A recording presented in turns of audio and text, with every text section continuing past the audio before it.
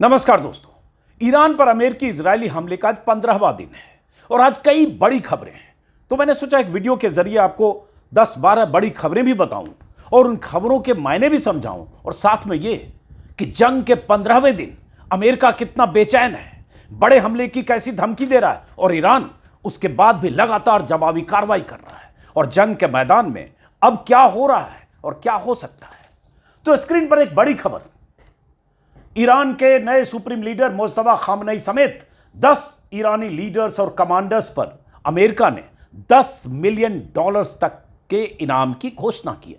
क्या है इसका मतलब, आगे बताएंगे। और वो लीडर्स और कमांडर्स कौन है। दूसरी खबर है, ईरान के आइलैंड पर हमला। ट्रंप ने ईरान के सबसे बड़े तेल भंडार वाले खार्ग आइलैंड पर जबरदस्त हमले का दावा किया। ट्रंप ने ट्वीट किया, क्या है यह आइलैंड और इस हमले के जवाब में ईरान क्या कह रहा है। ईरान ने जवाब दिया है, तेल ऊर्जा ठिकानों पर हमला हुआ तो पूरा खाड़ी क्षेत्र जहां अमेरिका के कई ऊर्जा भंडार हैं उनको हम तबाह कर देंगे, उन पर हमले करेंगे। ईरान का जवाब आया है। 5 अमेरिकी जहाज तबाह, बहुत बड़ी खबर है। कल भी खबर आई थी कि 2 अमेरिकी जहाजों को नुकसान हुआ। हालांकि अमेरिका ने कहा कि वो हमले में नहीं हुआ, जो रिफ्यूलिंग के दौरान क्रैश हुआ, यह अमेरिका का कहना था। लेकिन 5 और जहाजों पर हमले किए गए ईरान की तरफ से। एक खबर है जो अमेरिकी अखबारों के हवाले से, इसके बारे में आगे बताऊंगा। इस तरह से 7 जहाजों का नुकसान हो रहा है। 2500 मरीन की तैनाती अमेरिका ने की है। कहा जा रहा है अमेरिका ने हजारों मरीन कमांडो के साथ जंगी बेड़े मिडिल ईस्ट, वेस्ट एशिया की तरफ रवाना कर दिए हैं। इसका मतलब अमेरिका 15वें दिन बड़ी जंग की तैयारी कर रहा है। क्या ईरान अपने लिमिटेड हथियार से अमेरिका के मुकाबले लगातार अमेरिका को मजबूर कर रहा है क्या। ईरानी मिसाइलों की बौछार जारी। इस बीच यह भी है कि ट्रंप भले बार बार कह रहे हैं हम जीत गए, ईरान का सब कुछ तबाह हो गया, ईरान बर्बाद हो गया, नौसेना, वायुसेना, उनकी मिसाइल सेंटर्स, लॉन्चर सब बर्बाद हो गए। लेकिन ईरान की तरफ से इजराइल पर मिसाइलों की 41वीं खेप का एक वीडियो जारी किया गया, वीडियो आगे दिखाऊंगा।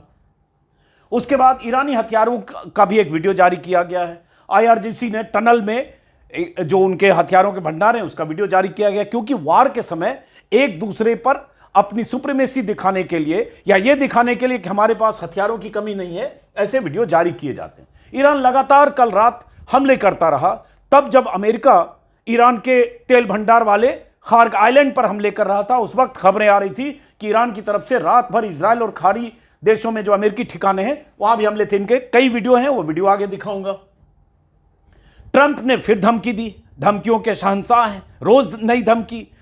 8 दिन से रोज कर रहे हैं, इस बार बड़ा हमला, इस बार उससे बड़ा हमला, इसके बाद उससे भी बड़ा हमला, भयानक हमला, अब आखिरी हमला और अब जंग खत्म होने वाली है क्योंकि हमने सारे टारगेट तबाह कर दिए। परसों भी ट्रंप ने कहा था हमने सारे टारगेट तबाह कर दिए, अब तो जंग खत्म होने वाली है। लेकिन फिर ट्रंप ने फॉक्स न्यूज से बातचीत करते हुए धमकी दी है कि अगले हफ्ते और बड़ा हमला होगा। ये ट्रंप की ताजा धमकी। अब एक एक खबर पर भी आएंगे, उससे पहले वेस्ट एशिया के ठिकानों पर लगातार, जैसा कि मैंने कहा, ईरान की तरफ से मिसाइल से, ड्रोन से हमले किए जा रहे हैं। बगदाद में यूएस दूतावास पर ईरानी हमला किया गया, रेडार को निशाना बनाया गया। आप जानते हैं कि वेस्ट एशिया के कई देशों में अमेरिकी मिलिट्री बेस पर जो उनके रेडार सिस्टम था, थार्ड से लेकर और तमाम अत्याधुनिक रेडार सिस्टम, उसको पहले 5 दिन में ही ईरान ने तबाह किया था। अब हमले दूतावास पर जारी है। अब आते हैं पहली खबर पर। इसके अलावा भी कुछ खबर है, बताऊंगा। ईरानी लीडर्स पर $1 करोड़ का इनाम। यह अमेरिका की तरफ से अमेरिकी state, US department of state diplomatic security service rewards for justice, 10 leaders का नाम है, जिसमें कुछ का चेहरा है, कुछ का नहीं है। और यह कहा गया है कि इन पर, यह देखिए, इन पर $1 करोड़ मतलब $10 मिलियन का, मेरे ख्याल से हर नेता पर यह इनाम ऐलान किया गया। अब कौन कौन लोग हैं इसमें? उनके जो सुप्रीम लीडर हैं, माफ करिए, सुप्रीम लीडर हैं ईरान के, जिनको अभी चुना गया है, अयतुल्ला खामेनेई के बेटे, उनका नाम है, उनकी तस्वीर लगी है। ईरान के मुताबिक इनकी सूचना देने वाले को $10 मिलियन इनाम मिलेगा, अमेरिका के मुताबिक। इसके बाद हैं Ali Asghar Hejazi, deputy chief of state, supreme leader office से जुड़े हैं। Secretary of defence council, adviser to the supreme leader. हालांकि मैंने नाम पता किया कि क्या क्या है, कुछ जगह जो मिले ये नाम अब नीचे यहां देख रहे हैं, अली लारिजानी एडवाइजर हैं ये सिक्योरिटी सुप्रीम नेशनल काउंसिल के। उसके बाद ये एक है मिनिस्टर ऑफ इंटीरियर, उसके बाद एक ये है minister of intelligence major general Yahya Rahim Safavi. जो नाम है उसमें अली लारिजानी जिनका आपने देखा, इस्कंदर मोमिनी वहाँ के गृह मंत्री हैं, अली असगर हेजाजी सुप्रीम लीडर के डिप्टी चीफ ऑफ स्टाफ हैं, यहिया रहीम सफवी जिनका नाम देखा सुप्रीम डिफेंस काउंसिल के सचिव। और इन सब के बारे में ये जानकारी देते हुए या इनका पोस्टर जारी करते हुए कहा गया कि ये सब लोग ईरान की रिवोल्यूशनरी गार्ड कॉर्प्स जो है IRGC के अलग अलग हिस्सों का संचालन करते हैं। इनके बारे में जो लोग जानकारी देगा, और अमेरिका के मुताबिक ये सब लोग दुनिया भर में आतंक फैलाते हैं, इसलिए इनके बारे में जो भी जानकारी देगा इनके बारे में या ऐसे नेताओं के बारे में, वो सिग्नल के जरिए या हमारी टोर आधारित टिप लाइन के जरिए भेजे, और उन्हें जिन्हें जानकारी देगा उनके लिए पुनर्वास की भी व्यवस्था होगी और $10 मिलियन तक उन्हें इनाम दिया जाएगा। ये अमेरिका की तरफ से कहा गया। अब ये इसमें जो नाम है और चेहरा है एक अली लारिजानी का, इनका वीडियो या इनका बयान बीते 14 दिनों के भीतर, 15 दिनों के भीतर, जब से जंग चल रही है, हर रोज आता है, हर रोज बयान आता है, हर रोज अमेरिका को धमकी और चुनौती आती है। जब यह पोस्टर जारी किया गया उसी समय आगे पीछे जो अमेरिकी मिनिस्टर हैं, डिफेंस मिनिस्टर पीट हेग्सेथ, उनकी तरफ से एक बयान दिया गया। उस बयान में कहा गया कि ईरान की जो लीडरशिप है ये अब बेटर शेप में नहीं है। Iran leadership is in no better shape, desperate and hiding. Iran की जो लीडरशिप है वो अच्छी हालत में नहीं है, डेस्परेट है और हाइडिंग मतलब छिप रही है। और उसी में है कि ये लोग दे हैव गॉन अंडरग्राउंड, वो अंडरग्राउंड हो गए। दैट्स व्हाट रैट्स डू, जो चूहे करते हैं, ये पीट हेग्सेथ ने कहा। और उसके बाद इन्होंने ये भी कहा कि जो उनके सुप्रीम लीडर हैं उनके बारे में, we know the new so called not so supreme leader is wounded and likely disfigured. मतलब मुस्तफा खामनेई के बारे में बोला कि जो उनके सो कॉल्ड सुप्रीम लीडर हैं वो घायल हैं और उनको काफी नुकसान पहुंचा है, ऐसा। और उसके बाद जवाब क्या दिया पीट हेग्सेथ ने जब कहा, और उसके बाद मैं कुछ वीडियो दिखाऊंगा कि जिनको अमेरिका के हिसाब से मोस्ट वांटेड के लिस्ट में एक तरह से डाल दिया गया, सूचना देने वाले को इनाम का ऐलान किया गया, वो कल तेहरान की सड़कों पर प्रदर्शन कर रहे थे। उसमें लारिजानी भी थे। लारिजानी ने जवाब दिया, उन्होंने जवाब दिया, मिस्टर हेग्सेथ इनको जवाब दिया, इनके ट्वीट को रीट्वीट करते हो, our leaders have been and still are among the people but your leaders question mark on Epstein's island. Larijani ने लिखा कि हमारे लीडर्स हैं और अभी भी हैं, लोगों के बीच हैं, लेकिन आपके लीडर्स कहां हैं क्वेश्चन मार्क, और साथ में क्या एप्स्टीन आइलैंड में है। ये लारिजानी ने लिखा सीधे, ये जताते हुए, और तस्वीरें डाली ये जताते हुए कि आपके हिसाब से हमें आपने अंडरग्राउंड गोपनीय छिपा हुआ बता दिया, लेकिन हम तो सड़कों पर हैं। और उसके बाद 2 तस्वीरें उन्होंने शेयर की लारिजानी ने। और कल हुआ क्या था ईरान में, मैंने भी तस्वीरों में बताया था। ये ईरान के लीडर्स हैं, ईरान के राष्ट्रपति मसूद पेजेश्कियन, ईरान के विदेश मंत्री अरागची जिनका अक्सर आप लोग वीडियो और बयान देखते हैं, इसके अलावा लारिजानी जो वहां के सिक्योरिटी नेशनल सिक्योरिटी काउंसिल के सेक्रेटरी हैं और वो अमेरिका के टॉप टारगेट में हैं, वो, और बहुत सारे minister of electricity, minister of construction and roads, minister of industry, minister of agriculture, minister of finance, minister of interior, minister of tourism, minister of defence, ये सारे, minister of education, foreign affairs मैंने बोला, speaker Iran के जो हैं, chief internal security, leader of scientific faculty, minister of communication, ये सारे वो लोग हैं ईरानी लीडरशिप के जो कल तेहरान में जो प्रदर्शन हुआ था कुद्स डे पर, उस प्रदर्शन का हिस्सा ले रहे थे, सड़क पर थे, भीड़ का हिस्सा थे। और उसी बीच कुछ दूर वहां एक मिसाइल या बम भी गिरा था इजराइल की तरफ से, और तब भी भीड़ उस बम जहां बम गिरा, जहां तबाही हुई, उस तरफ भीड़ जाने लगी थी। मतलब ये सब लोग सड़कों पर थे। कल एक मैंने वीडियो के जरिए ये दिखाया था कि मेरे वीडियो में आप देख सकते हैं कि किस तरह से जब वहां हमले हुए, ये देखिए इजरायली बम या मिसाइल जब वहां गिरी तो किस तरह से वहां लोग प्रदर्शन कर रहे थे, जिसमें वो सारी लीडरशिप थी जिनका अभी जिक्र किया, जिसमें 2-3 वो लोग भी हैं जो अमेरिका के हिसाब से अब उन पर इनाम घोषित कर दिया गया सूचना देने वालों की। ये कल की तस्वीर है। अब आते हैं दूसरी खबर पे। ट्रंप ने कहा, ऐलान किया, हमले हुए कि ईरान के खार्ग आइलैंड पर भारी बमबारी हुई।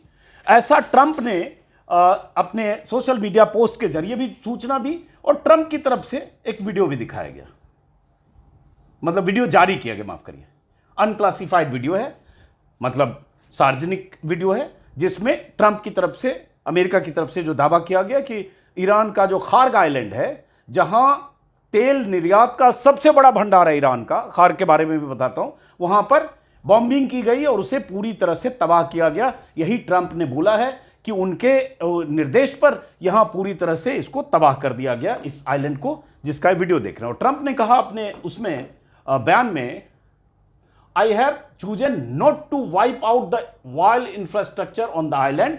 मैंने तेल के भंडारों को, इंफ्रास्ट्रक्चर को पूरी तरह से तबाह नहीं करने का फैसला किया है।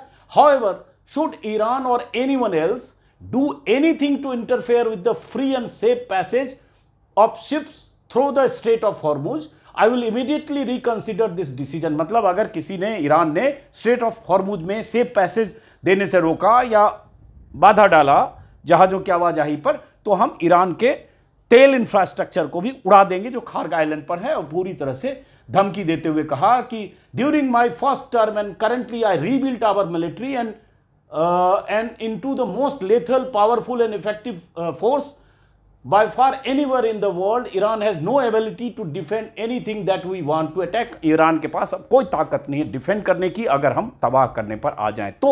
ये ट्रंप ने एक तरह से सीधा सीधा ट्वीट भी किया, सोशल मीडिया पोस्ट डाला और ये वीडियो डाला। उसके बाद क्या हुआ, और ट्रंप ऐसी धमकियां भी दे रहे हैं। मैंने जैसा कि कहा, पिछली 6 रातों से आज की रात कयामत की रात जैसे बयान वहां से आ रहे हैं। ईरान की तरफ से, IRGC के स्पोक्स पर्सन की तरफ से यह बयान आ गया कि अगर ईरान के तेल, आर्थिक या ऊर्जा इंफ्रास्ट्रक्चर पर अटैक किया गया तो यूएस फैसिलिटीज जो है इस रीजन में, मतलब वेस्ट एशिया में 1 दर्जन देशों में, उसको हम पूरी तरह से बर्बाद कर देंगे। कहा गया है कि if Iran's oil, economic and energy infrastructure is attacked, all corresponding US facilities in region will be destroyed.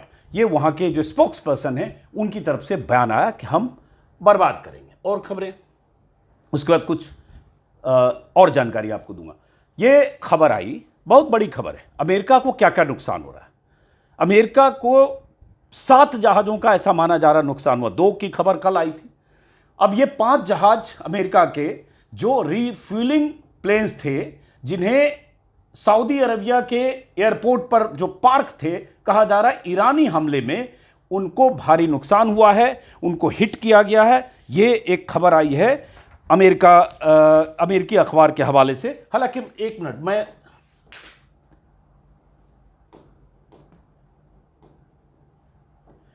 अमेरिकी उस विमान पर आने से पहले मैं जरा इसके बारे में बता दूं, ये खार्ग आइलैंड क्या है। ये खार्ग आइलैंड ईरान का वो आइलैंड है जहां तेल के निर्यात का मुख्य केंद्र है। 25 किलोमीटर दूर है ईरान के तट से।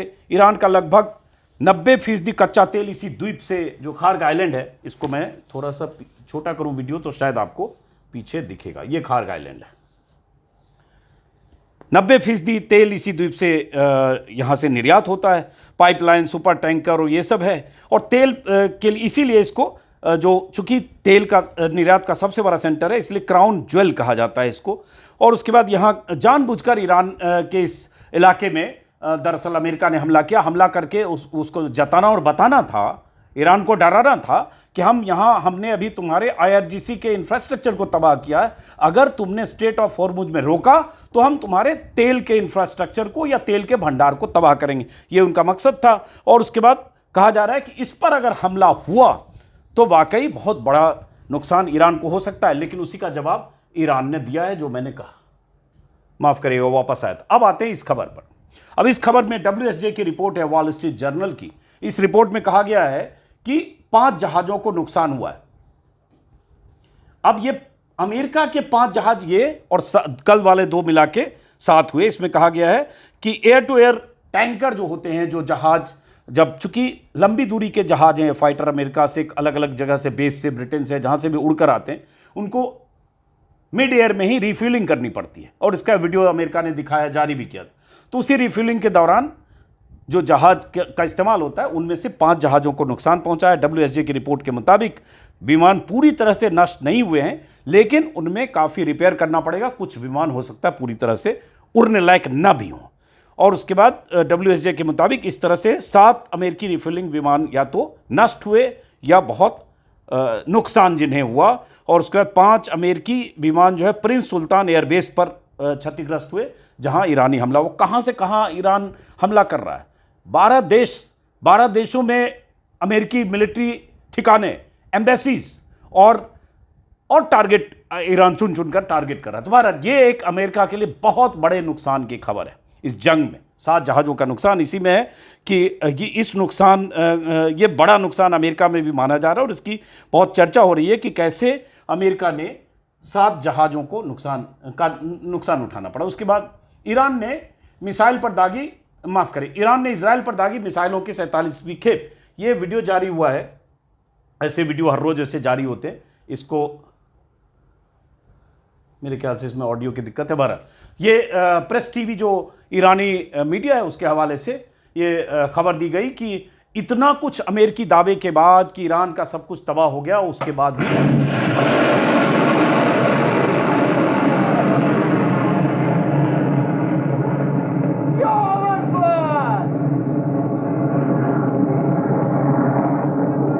इतने दावे के बाद कि ईरान पूरी तरह से लगभग तबाह हो गया, उसकी सैन्य ताकत तबाह हो गई, उसके बाद भी ईरान से मिसाइलें दागी जा रही हैं, कल भी दागी गई। उसके बाद एक खबर आई कि IRGC ने, ईरानी रिवोल्यूशनरी गार्ड ने हथियारों का एक वीडियो जारी किया टनल में जो उनके हथियार हैं, जिसमें कहा जा रहा है, जैसे ये खबर आ रही है पिछले 3 दिनों से अमेरिकी अखबारों के हवाले से ही, कि ईरान स्ट्रेट ऑफ हॉर्मुज में सी माइंस, नेवल माइंस बिछा सकता है, या ईरान के पास ऐसे हथियारों का जखीरा है जो अमेरिका और इजराइल को नुकसान पहुंचा सकता है स्ट्रेट ऑफ हॉर्मुज में और आने वाले दिनों में। और उसको रखने का इंतजाम ईरान ने ऐसे किया है कि ज़मीन से 50 फीट, 100 फीट, 150 फीट नीचे टनल ऐसे बनाए, समंदर में भी कहते हैं टनल बने हैं, जहां उनके हथियार रखे गए हैं ताकि वहां कोई पहुंचे नहीं, और ईरान अपने ढंग से उन हथियारों का इस्तेमाल कर रहा है। तो ये वीडियो एक जारी किया है IRGC ने, ये है। उसके बाद ईरान की तरफ से तेल अवीव समेत जो सेंट्रल इजराइल और अलग अलग इलाकों में हमले की कल रात खबर आती रही। जैसे ये है, ये सारी तस्वीरें देखिए, आगजनी और जिन भी इलाकों पर ईरानी ड्रोन, मिसाइल या क्लस्टर बम जो भी बरसे हैं, ये अलग अलग जगह की तस्वीरें हैं। ये एक तस्वीर है जिसमें भारतीय जर्नलिस्ट हैं मधुरेंद्र, उन्होंने अपने ट्विटर पर डाला कि एक तरफ सायरन बज रहा है नीचे, और सायरन बजने के बाद कैसे ईरानी लोग बंकर में जा रहे छिपने के लिए, और यहाँ ऊपर से क्लस्टर बम, मल्टी वारहेड वाले cluster bomb Iran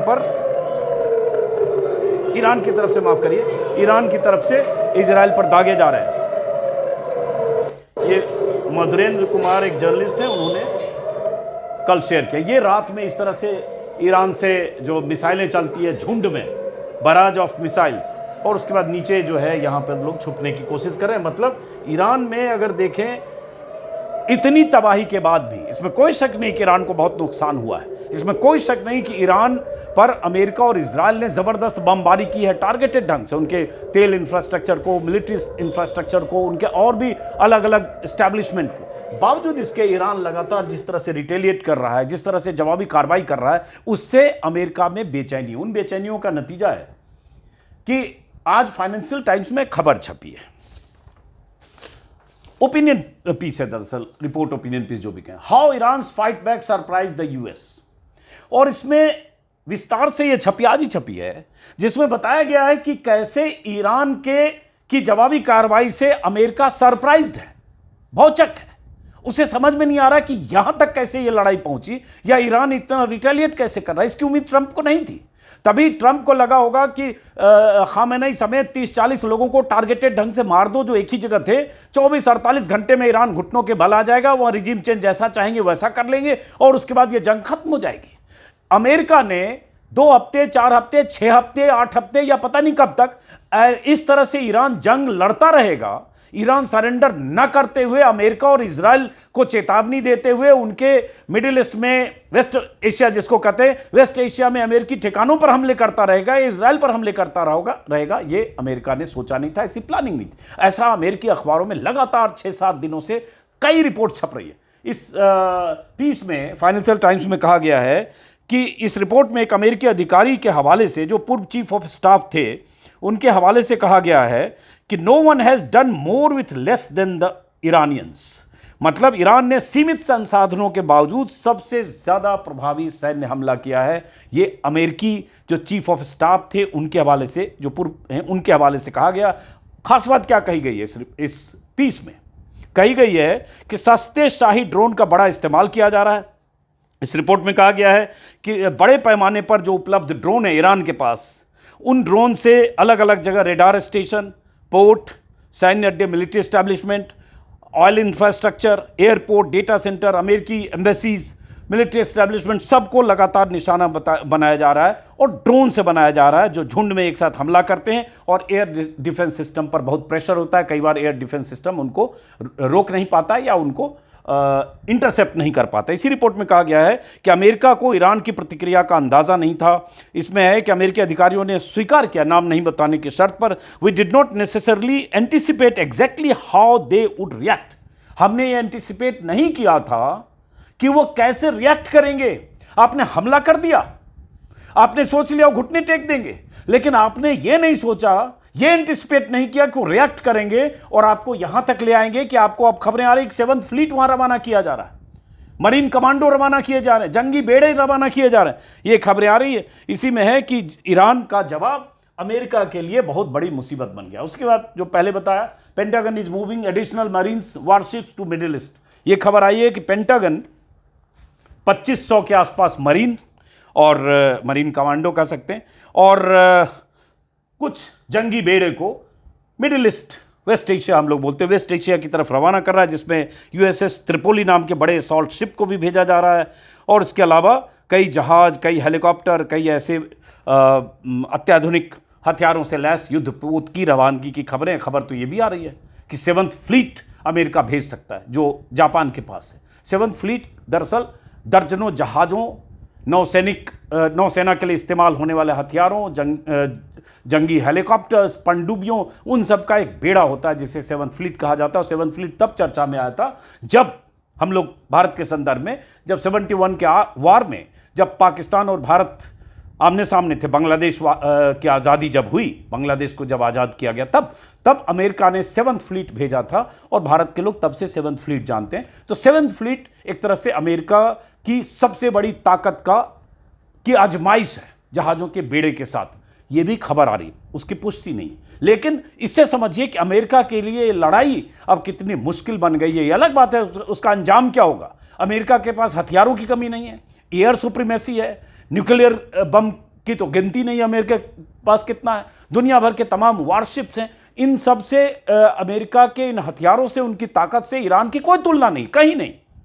but Iran के लोगों का हौसला, जज्बा अपने देश के प्रति कि हम अमेरिकी ताकत के सामने झुकेंगे नहीं, हम अमेरिकी धमकियों के सामने झुकेंगे नहीं, हम अमेरिका से आखिर दम तक लड़ेंगे, अमेरिकी एग्रेशन के खिलाफ हम शहीद होते रहेंगे लेकिन पीछे नहीं हटेंगे, ये उनका जज्बा है। और यही अब अमेरिका के लिए चुनौती और मुसीबत बन गया है। खबर यह भी आई है कि यूएस ने, अल जजीरा और तमाम अमेरिकी अखबारों में भी, कि 10,000 इंटरसेप्टर्स ड्रोन भेजे हैं। अब ये इंटरसेप्टर की खबर क्यों आ रही?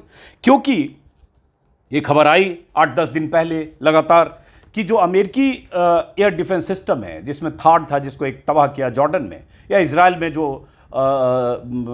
सिस्टम है, एयर डिफेंस के सिस्टम है, आयरन डोम है, डेविड स्लिंग है, एरो है, बहुत पैट्रियट है, उनको किस तरह से भेद रहा है ईरानी ड्रोन या ईरानी मिसाइल है। और वो 20 लाख 30 लाख के ड्रोन से $1 बिलियन का इंटरसेप्टर तबाह हो रहा है या इंटरसेप्टर खर्च हो रहा है। तो इसलिए अमेरिका ने तय किया कि कुछ सस्ते इंटरसेप्टर भेजे जाए। तो यह खबर आ रही है कि 10,000 इंटरसेप्टर ड्रोन भेजे गए हैं। ये मिसाइल इंटरसेप्टर नहीं बल्कि छोटे ड्रोन इंटरसेप्टर होते हैं। यूक्रेन में इसका इस्तेमाल हुआ है। तो ड्रोन हमलों को रोकने के लिए अमेरिका ने यह किया है। तो एक ये खबर है। 12 तो मेरा कहने का यह था कि अमेरिका के लिए आज की तारीख में यह लड़ाई बहुत बड़ी मुसीबत भी है। यह लड़ाई कहां जाएगी, अमेरिकी अखबारों से ये भी खबरें आ रही है, अमेरिकी अधिकारियों के हवाले से, ट्रंप एडमिनिस्ट्रेशन के हवाले से, कि अमेरिका मतलब ट्रंप इस लड़ाई से एग्जिट चाहते हैं, कोई तरीका चाहते हैं कि लड़ाई से एग्जिट करें, क्योंकि उनको जितना अंदाजा नहीं था वहां तक ये लड़ाई जा चुकी है। तो एग्जिट के तरीके क्या होंगे, इसको लेकर भी तमाम कयास हैं। और इसलिए कहीं ट्रंप बार बार करें कि हमने तो तबाह कर दिया, खत्म कर दिया, अब कुछ बचा नहीं ईरान के पास, लेकिन उसके बाद फिर कहना कि एक हफ्ते बाद बड़ा हमला करेंगे। तो ये सारी खबरें हैं। बहरहाल फिलहाल ईरान की तरफ से यह है कि ईरान किसी भी सूरत में आज की तारीख में अमेरिका के सामने झुकने को तैयार नहीं है। और अब अगर अमेरिका बड़े जंगी बेड़े के साथ, मरीन कमांडो के साथ, जैसे ये भी बहुत सारे लोग मानते हैं कि जब तक बूट्स ऑन द ग्राउंड नहीं होंगे, जमीन पर अमेरिकी सेना नहीं उतरेगी, तब तक ईरान में रिजिम चेंज करने जैसी नौबत लाना ईरान के लिए यह मुश्किल है। लेकिन क्या अमेरिका वो जोखिम मोल लेगा? जो हश्र अमेरिका का अफगानिस्तान में हुआ या वियतनाम में हुआ, अफगानिस्तान से अमेरिका को भागना पड़ा। और बार बार हम लोग बोलते, सब लोग जो जानकार हैं वो बोलते हैं, उन्हीं सबसे हम लोगों ने समझा है कि ईरान लीबिया, सीरिया या इराक नहीं है। इसलिए अमेरिका को लगता है कि बूट्स ऑन द ग्राउंड के साथ इस लड़ाई में उतरना उसके लिए बड़ी मुसीबत होगी। तो अमेरिका और क्या कर सकता है? इसके लिए तमाम तरह की जो जानकारियां जैसे जैसे आती रहेगी आपको पहुंचाता रहूंगा। फिलहाल इस वीडियो को यहीं ख़त्म करते हैं, मुलाकात होगी। नमस्कार।